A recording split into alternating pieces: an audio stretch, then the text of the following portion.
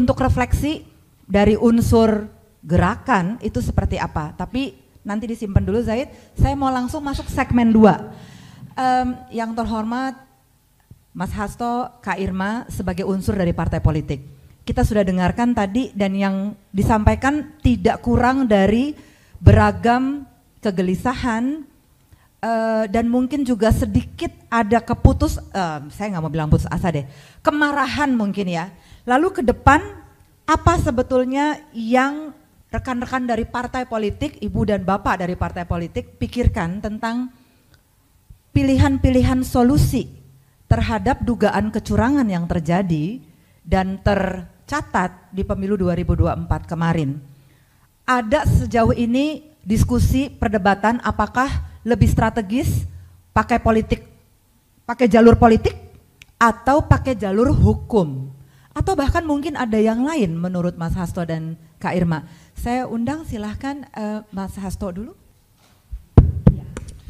Baik, terima kasih. Selamat sore Pak JK yang terhormat, Prof. Aji, Pak Julian dan teman-teman semuanya. Saya apresiasi dulu ini suatu kehormatan diundang pada election talk yang keempat. 4 ini menjadi angka yang istimewa.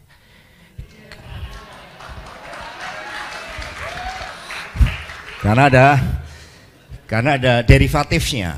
Derivatifnya itu 1 dan 3. Ini perpaduan kekuatan untuk menjawab tadi berbagai opsi-opsi ke depan.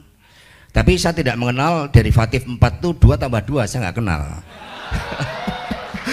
Bukan karena diintimidasi, tidak. Karena 2 tambah 2 itu bukan 4, tapi sama dengan Pak Jokowi.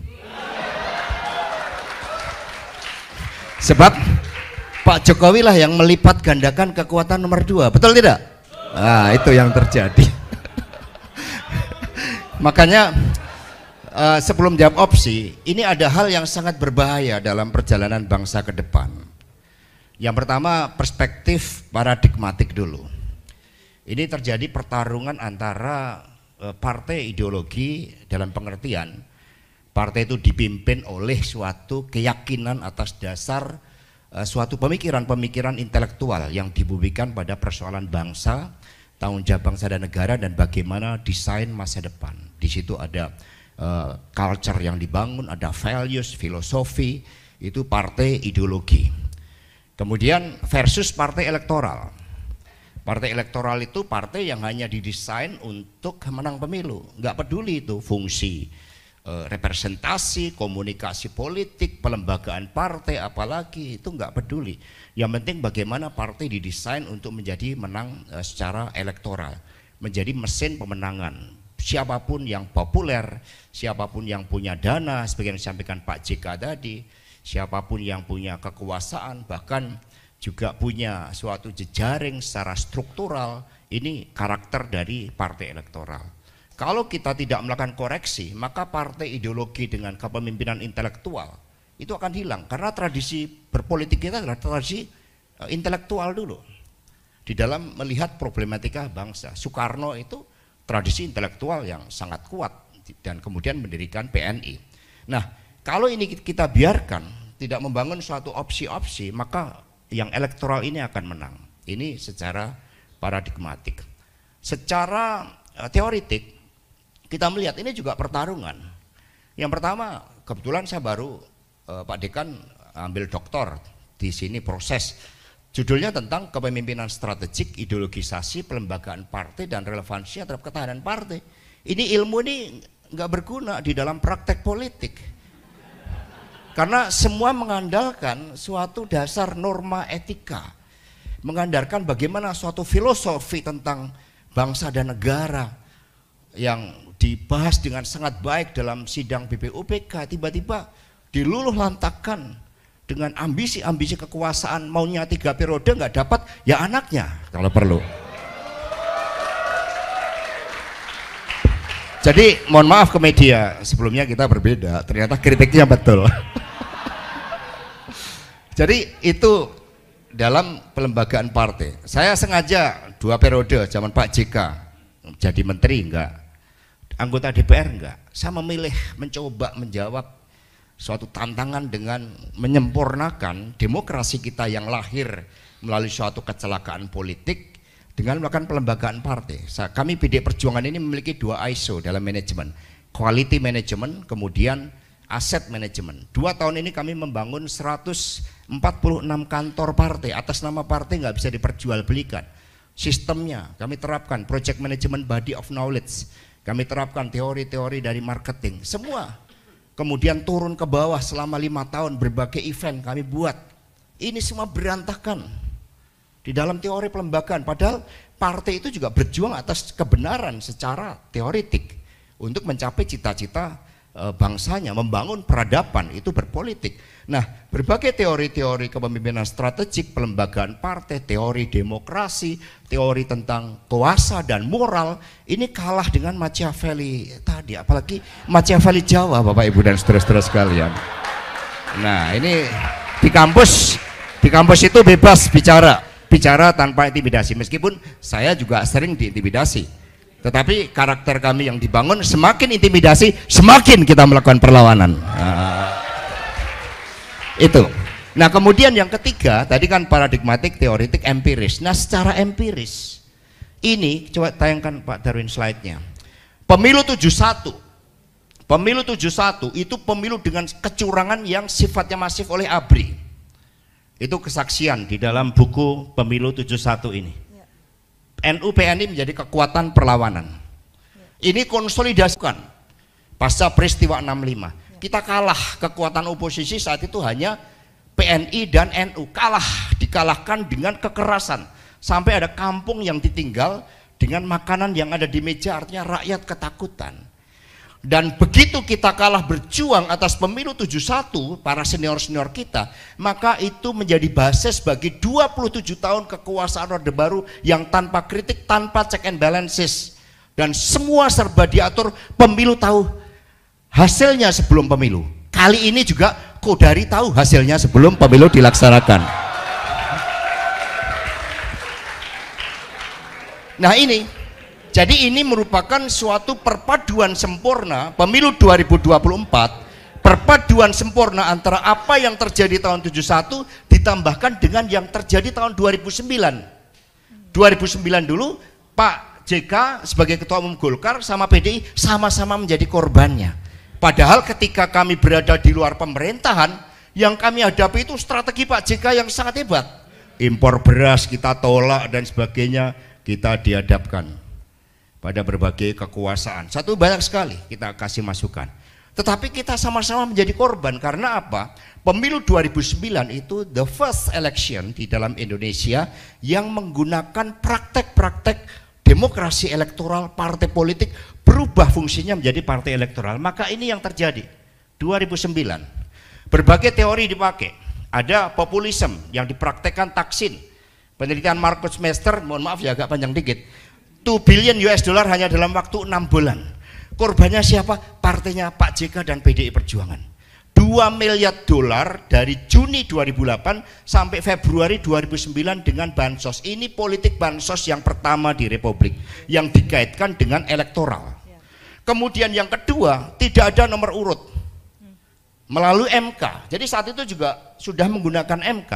Dengan tidak ada nomor urut berlaku dalil dari Afrika. Ini dalam Political Management Handbook.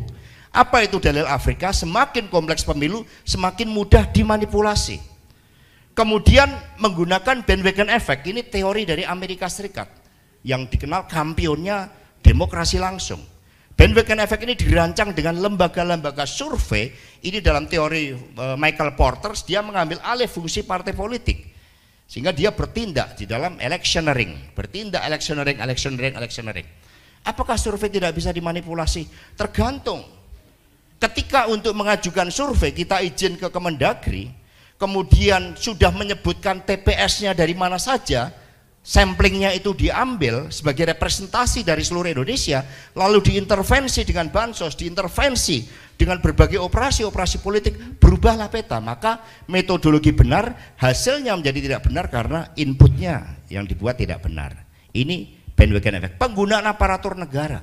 Maka yang ketiga ini narasi kita adalah pertama kalinya secara masif di dalam era demokratis dengan wajah pimpinannya yang populis, itu dipakai instrumen-instrumen negara dengan segala cara, tanpa nilai, tanpa nurani, tanpa moral.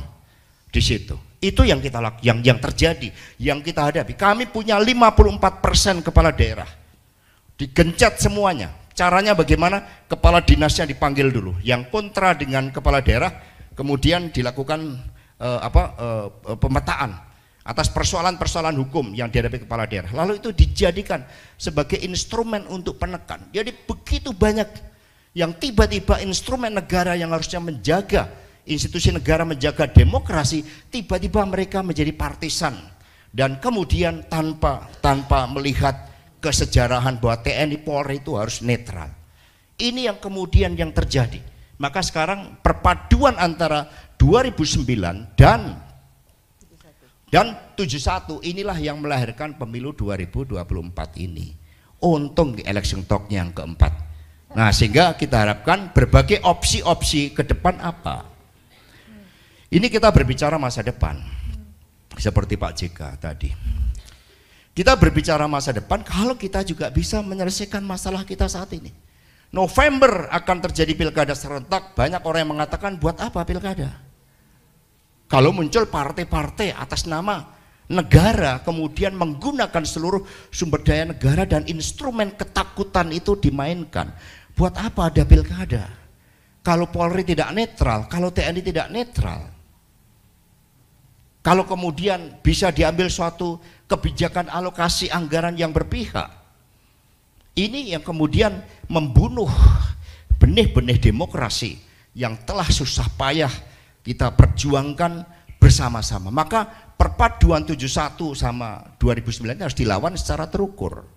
Jadi kami opsinya adalah melakukan suatu perlawanan secara terukur. Bagaimana perlawanan secara terukur itu? Ya kita melihat reaksinya, aksi reaksinya.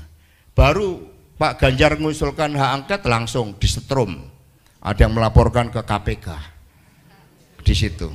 Itu strum-struman ini banyak sekali ini. Media udah mulai di strum, Tempo, Kompas, Media Indonesia pasti. Dan inilah yang kemudian wajah populis yang ternyata berlindung di balik kata-kata demokrasi prosedural. Silakan ajukan ke polisi, silakan ajukan ke Bawaslu, silakan. Ini kan demokrasi prosedural, tetapi dalam substansinya sudah tidak ada lagi demokrasi kedaulatan rakyat itu. Maka perlawanan secara terukur opsinya bagaimana? Politik sebagai opsi, tapi syaratnya harus muncul trust. Karena tadi yang sampaikan tadi, pragmatisme politik tadi, semua mencoba untuk diatur, karena kita telah berulang kali mempraktekkan demokrasi liberal yang tanpa kita sadari ini mereduksi berbagai nilai-nilai peradaban yang seharusnya menyertai di dalam demokrasi itu. Kami misalnya pernah mencalonkan pilkada Rano Karno melawan saudaranya Bu Atut saat itu, karena kami ingin anti korupsi. Kemudian kalah, nggak ada apresiasi karena dana yang berbicara di situ. Kami pernah mencoba untuk memasukkan menteri-menteri ke KPK, tapi ternyata dia juga bukan wajah para dewa yang terlepas dari kepentingan. Ternyata KPK juga pengaruh kepentingan. Bahkan revisi undang-undang KPK yang terakhir itu juga syarat dengan berbagai kepentingan, kita lihat gitu, karena ada anaknya penguasa yang mau jadi wali kota misalnya di situ. Nah, untuk itu Bapak Ibu dan saudara-saudara sekalian, maka mari kita melihat secara komprehensif terhadap mimpi kita sebagai sebuah bangsa yang menjadikan demokrasi sebagai alat untuk mewujudkan kesejahteraan rakyat, bukan demokrasi sebagai kopi cara-cara barat yang kemudian dalam hal values, kulturnya itu berbeda dengan kita.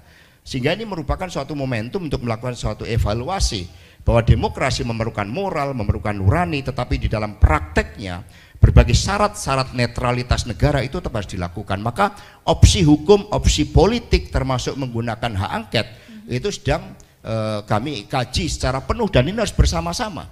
Karena tidak bisa sendirian. Kalau sendiri dengan praktek demokrasi liberal seperti ini pasti terkunci.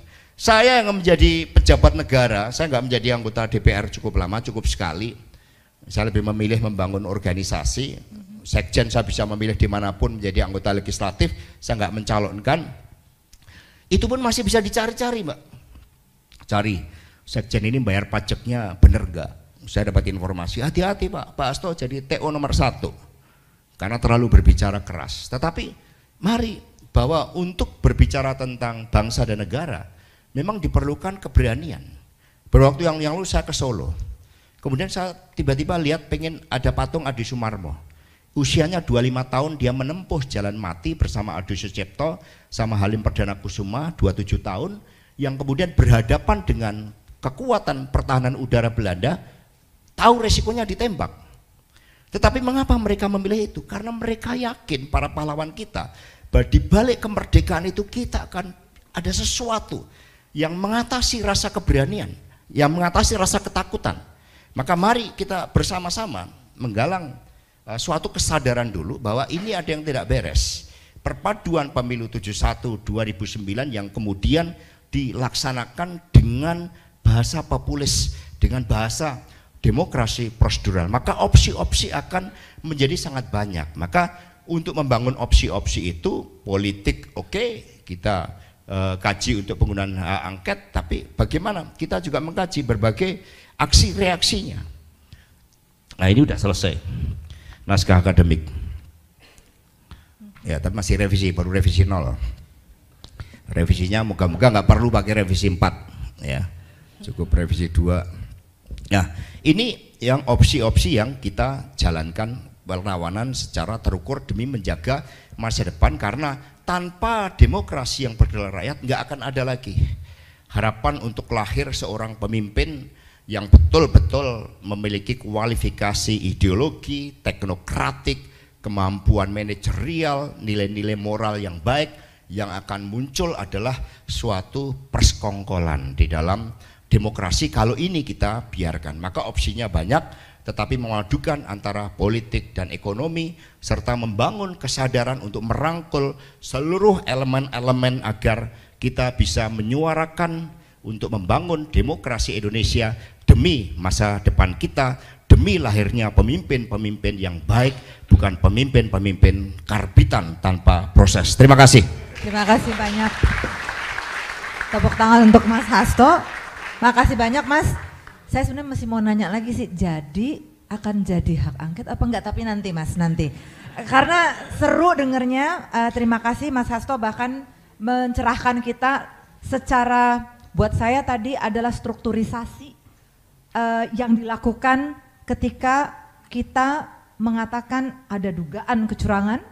Kita bisa ngomong soal ketidakpuasan, tapi strukturisasi tentang apa yang ditemukan dan apa yang dirasakan menurut saya juga penting. Kak Irma, dari Kak Irma juga unsur dari partai Kak, Nasdem, udah mulai hitung-hitungan nih, perkiraan kan ya, sekian persen suara sudah masuk meskipun juga lonjakan-lonjakan penghitungan suara kami saksikan juga. Dan masih kami cerna, tadi Mbak Bibip juga benar sih, kita berhadapan dengan badai informasi, belum selesai menghela nafas, belum selesai memaknai, udah ada informasi baru. Tapi Kak Irma, mau dong dengar dari dalam Nasdem, gimana nih Kak rencananya? Nasdem tentu tidak akan menunggu PDIP, ya. Kita akan tetap melaksanakan hak angket tanpa harus menunggu PDIP, tapi kita harus menunggu realcon-nya dulu, hasil realcon. Yang pertama, saya tidak ingin menyenangkan semua yang hadir di sini kalau saya bicara, karena memang itu tipikal saya.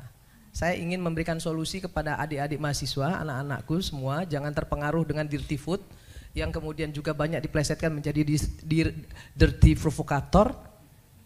Ya, jadi saya ingin menjelaskan satu hal. Siapa yang salah dalam carut marut politik kita hari ini? Siapa yang bersalah? Jokowi? Salah. Partai politik lebih salah lagi.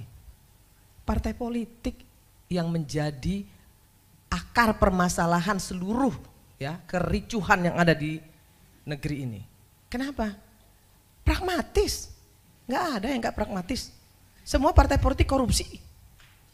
Betul nggak? Kita nggak usah tutup-tutupin itu. Golkar pernah nggak jadi oposisi? Nggak pernah. Di dalam terus kok. Maunya aman-aman aja. PDIP ini bagusnya jadi oposisi dia bagus. Tapi ketika dia menang dia nggak bagus. Karena ketika dia menang dia diam seperti kura-kura. Tapi ketika dia kalah baru dia menjadi betul-betul jadi wong cilik. Itu pendapat saya. Soal kecurangan-kecurangan yang ada, yang tadi dikasih tahu Mbak Bibip dan lain sebagainya, hari ini di sini saya buka. Saya pelaku. Saya adalah caleg. Saya harus keluarkan uang sekian miliar untuk bisa duduk. Yang seperti Pak JK bilang tadi, betul. Tapi saya apresiasi sekali tadi Pak JK bilang kita bukan untuk menang-menangan. Kita mau cari solusi kan hari ini di sini. Bagaimana election kita ke depan ini harus lebih baik. Kan itu intinya. Kalau itu yang mau kita lakukan, perbaiki partai politik kita. Jangan pilih calon-calon anggota dewan yang dari oligarki politik. Jangan endorse pengusaha-pengusaha kotor untuk masuk di parlemen. Jangan endorse pelecehan seksual, pecandu narkoba, koruptor, masuk semua. Semua kenapa? Semua karena mengejar elektoral 4%. Siapapun yang bisa bawa kursi silahkan masuk. Asal bisa bawa kursi, itu yang merusak Pak JK. Jadi jangan juga PDIP mau ngomong bahwa yang salah itu semua Jokowi. Enggak, kita semua salah. Saya sebagai orang partai politik, saya sebagai salah satu pimpinan di Nasdem, saya bilang partai politik yang paling salah. Yang mengendorse si Samsul siapa? Partai politik. Lah, yang ngendorse Samsul itu kan partai politik. Bapaknya senang-senang aja di endorse. Terus Pak PDIP misalnya bilang Jokowi pengkhianat, mengkhianati PDIP. Lah kalau memang mau membenahi election ini, nggak perlu dong ribut-ribut. Jokowi nggak lagi bersama dengan PDIP, nggak perlu. Cuek aja, PDIP juga bisa kok. Kan itu harusnya. Tapi kan PDIP ribut. Kenapa Jokowi minggat dari PDIP? Kan itu adik-adikku. Dan jangan mau juga yang mahasiswa hari ini ditantang-tantangin untuk turun ke jalan, kemudian jadi korban, jangan mau. Belalah harkat martabat rakyat. Anda semua adik-adikku, anak-anakku, berdiri di depan untuk rakyat. Bukan untuk partai politik.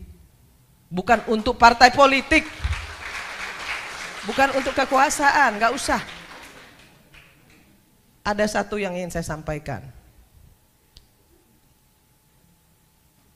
Pemerintah yang absolut, terlalu absolut, dia pasti diktator. Maka kemudian harus ada oposisi. Harus ada, wajib. Kalau nggak ada oposisi, pemerintah itu jadi diktator. Maka harus ada oposisi. Tapi apa yang terjadi? Oposisi di Indonesia ini banci semua. Kenapa saya bilang banci? Orang masih melempar batu sembunyi tangan kok, masih ngemis-ngemis kok dari pemerintah. Banci. Jadi kalau kita sekarang mau mengatakan diri kita yang paling benar, no, nggak ada yang benar hari ini. Ayo kita beresin. Dari mana dimulainya? Dari DPR. DPR ini biangnya nih, ya. Yang namanya undang-undang itu produknya dibikin oleh DPR sama pemerintah. Bukan cuma pemerintah, DPR juga. Nah, kenapa undang-undangnya semuanya DPR-nya ikut-ikut semua mengesahkan? Bansos disahkan oleh PDIP. IKN disahkan oleh PDIP. Dan seluruh partai koalisi ikut tanda tangan. Kok sekarang ribut-ribut? Kan nggak perlu. Apa yang harus kita lakukan anak-anakku semua? Kita benerin, ya. Jangan endorse partai politik tuh, jangan endorse lah. Nah, beliau nih lo endorse, ya. Endorse Valina Sinka, Profesor Valina Sinka, endorse untuk menjadi anggota DPR. Ya, jangan endorse orang yang sudah cacat moral, udah melakukan pelecehan seksual, masih bisa jadi anggota DPR. Pecandu narkoba menang, suara terbanyak. Gila gak? Di dapil saya nih sekarang hari ini, kalau dikatakan pemilu ini curang, semua partai politik curang. Kenapa? Loh, Nggak ada yang nggak curang, bos. PDIP punya bupati, Nasdem punya bupati, PAN punya bupati, semua partai politik punya bupati, dan mereka semua bisa nunjuk KPPS kok. Dan KPPS itu membela partainya masing-masing semua. Mohon maaf, bos. Mohon maaf, bos ya. Semua itu fakta, anak-anakku, itu fakta, nak. Itu fakta. Semua KPPS ya itu ditunjuk oleh bupati, ditunjuk oleh camat. Mungkin kecuali beliau enggak kali ya. Tapi kalau yang lain iya. Maka kemudian yang dilakukan apa? Ya perintah bosnya, perintah yang nunjuknya. Tahu nggak sih kalau mau jadi komisioner KPU itu berapa bayarannya? Mahal. Sampai dengan 500 juta mau jadi komisioner kabupaten. Mau jadi KPPS berapa? Ada duitnya. Nah kalau semua itu seperti itu, terus kita mau ngomong, ya, mau ngomong pemerintah aja yang mau kita salahkan, nggak bisa, bos. Salah semua. Jokowi bisa sekuat ini, kenapa? Karena partai politiknya korup. Karena partai politiknya bisa disogok. Karena partai politiknya bisa dikuasai. Makanya jadi hebat. Coba kalau partai politiknya nggak pragmatis. Coba kalau partai politiknya nggak korup, nggak bakal bisa digenggam sama Jokowi. Siapa dia? Tapi apakah kita harus membenahi ini? Harus. Nggak boleh juga dia mentang-mentang. Nggak boleh juga dia semena-mena. Ini negara harus benar. Harus kita lawan juga. Tapi bersihin dulu dong partai politiknya. Kan gitu, Mbak. Partai politiknya benerin dulu. Ini Pak Golkar ada di kabinet. Sampai hari ini Nasdem juga belum keluar dari kabinet. PDIP nggak keluar dari kabinet. Ya kan? Terus ngomong pemerintah salah, begini, begono, begini. Dia sendiri melakukan kesalahan. Saya ngomong begini saya berani, kenapa? Ada satu Pak JK yang ingin saya sampaikan dengan Bapak yang saya sangat hormati. Kalau di DPR itu Pak JK, kalau mau nyolong diem. Kalau nggak nyolong baru boleh ngomong. Gitu Pak JK. Di DPR itu saya mendapatkan istilah itu. Irma, kalau kamu kritis kamu jangan nyolong. Tapi kalau kamu mau nyolong kamu diem-diem aja. Jangan ngomong-ngomong. Jadi aja follower. Itu yang terjadi sekarang. Rusak parlemen kita ini. Bahkan ada di komisi 9 saya itu ada 52 anggota. Ada 1, 2, 3, 4 orang, 5 orang sampai 10 orang. Yang 1 tahun datang cuma 5 kali. Tapi kalau kunjungan ke luar negeri dia ikut. Kalau kunjungan kerja dia ikut ambil duit. Tapi nggak pernah datang. Partainya nggak memberikan punishment. Anggota saya nggak datang, saya potong representasinya saya potong. Serius. Teriak-teriak sama saya, emang gue pikirin. Oh, saya bukan siapa-siapa Pak. Saya rakyat biasa. Saya ini bukan anak pejabat, anak orang miskin. Yang kebetulan saja diberi rezeki oleh Allah Subhanahu Wa Taala, kemudian saya bisa duduk dalam posisi ini. Saya takut nggak ngomong begini. Dulu waktu saya menjadi juru bicara Jokowi Ma'ruf, saya bilang kalau Prabowo menang saya hilang. Saya bicara itu di TV. Saya nggak takut. Saya nggak pernah diintimidasi tuh. Nggak pernah. Kenapa? Saya hanya takut sama Allah Subhanahu Wa Taala, dan ketika saya melakukan kesalahan, saya cuma takut itu. Nah, jadi kita semua di sini anak-anakku, terutama mahasiswa, jangan mau diprovokasi ya. Turun-turun ke jalan tanpa kejelasan jangan mau. Cari tahu dulu. Gak perlu. Gagah-gagahan tapi salah. Jangan deh. Jagalah negeri ini. Yang lebih penting adalah persatuan dan kesatuan bangsa kita ini gak boleh dipecah-pecah. Jangan ini oknum-oknum yang banyak ngomong hari ini, itu justru menghadap-hadapkan rakyat dengan rakyat dan menghadap-hadapkan rakyat dengan pemerintah. Itu yang terjadi. Akademisi kita banyak juga kok partisan. Nih banyak juga lah media yang partisan, yang berpihak. Enggak, bilang enggak, tai kucing. Tai kucing, saya tahu juga kok. Ya kan? Jadi nggak usah bilang paling benar diri kita sendiri, nggak usah. Hari ini ayo kita benerin sama-sama. Jokowi salah, banyak salahnya, ayo kita benerin. Partai politik salah, ayo kita benerin. Itu yang harus kita lakukan hari ini, buka mata kita semualah. Jangan karena kita berpihak kemudian kita menyalahkan salah satu pihak, jangan. Kalau memang membenahi negeri ini, kalau memang negeri ini harus kita jaga, ayo kita jaga sama-sama. Saya Nasdem, saya berbicara bahwa saya akan ikut menandatangani hak angket. Saya ikut. Terima kasih Kak Irma. Ya, tapi tunggu Hasil real count. Real count-nya selesai dulu supaya Siap. kita clear. Siap. Nah, jadi Mbak, saya ingin sampaikan di sini bahwa kecurangan-kecurangan yang terjadi yang diributin sekarang ini bukan hanya oleh pemerintah, tapi juga oleh partai-partai politik partai-partai politik. Karena semua partai politik itu punya kepanjangan tangan di daerah. Ada bupati, ada gubernur, ada wali kota, dan mereka lah semua yang melakukan berbagai kecurangan-kecurangan itu untuk menambah suara di partainya masing-masing. Nah, itu saja yang ingin saya sampaikan untuk kita semua. Mungkin saya tidak populer untuk bicara seperti ini, tapi saya akan sampaikan kepada anak-anakku, jagalah negeri ini ada di tanganmu. Makasih banyak Terima Kak Irma. kasih. Kita tepuk tangan dulu Assalamualaikum untuk Kak warahmatullahi Irma. wabarakatuh. Makasih banyak Kak.